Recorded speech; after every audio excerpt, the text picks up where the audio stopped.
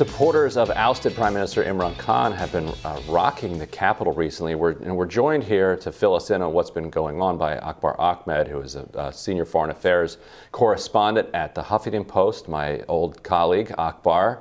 Thank you for joining us. Yeah, great to be here, Ryan. And so Akbar, you were actually you're from Pakistan. You were there when Imran Khan was ousted. So can you give us some of the background? Because whenever I see a foreign leader who has crossed the United States suddenly lose his job, I'm like, oh, well, CIA is at it again. I'll try to find the argument find the evidence to make that argument. But you're often a much more sober observer of things. So what happened? Why was Khan ousted, and where is this going? Because it seems like it is not going as well as the new government, the new regime thought it might.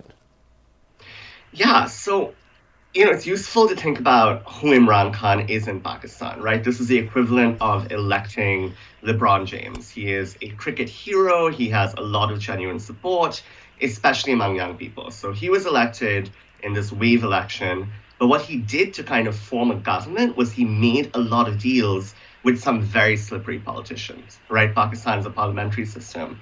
When I was in Pakistan in March was when all those people suddenly woke up and said, we don't really want to be with you anymore. And these aren't populists, right? These are people who've been in power for decades. They'll have their family fiefdoms. They've got a seat in parliament because their grandfather had one and they own all the land.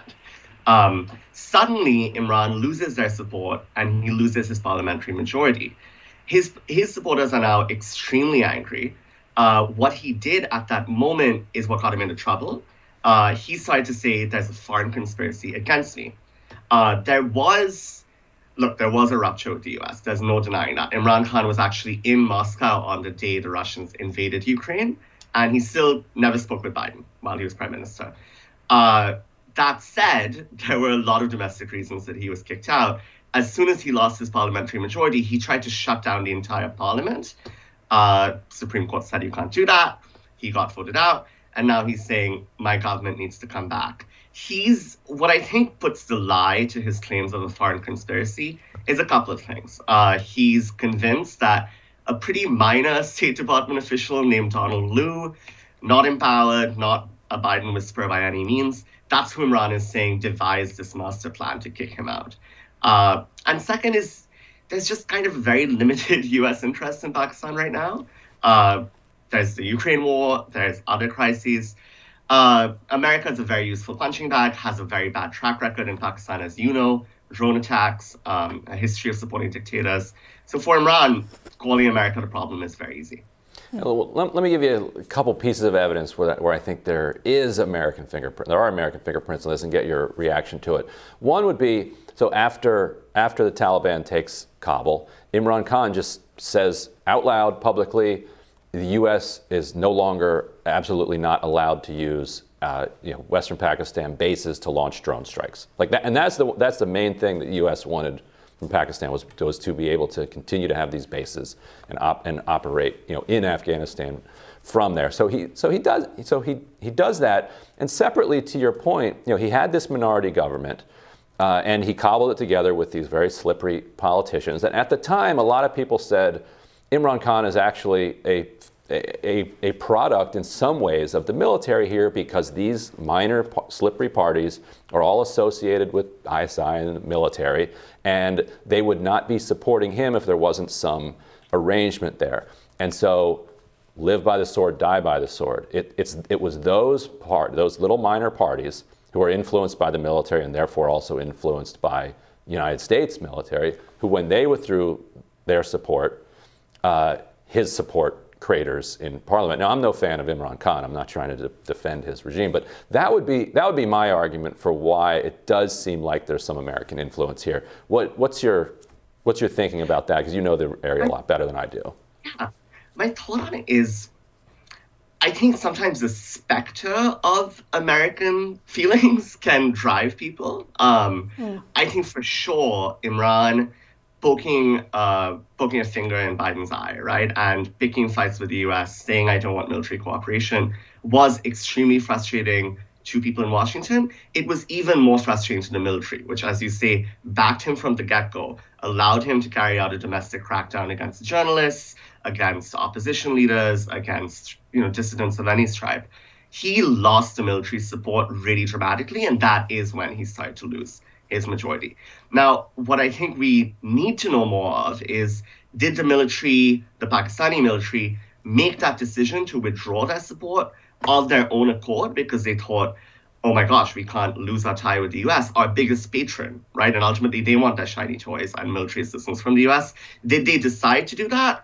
Or was there some kind of communication and conversation that they had with partners in Washington, Pentagon, elsewhere, where they thought, okay, this isn't really sustainable for us? That's kind of the missing piece here. And, as we know, the Pakistani military, the ISI, is not going to come out and tell us what their calculus is.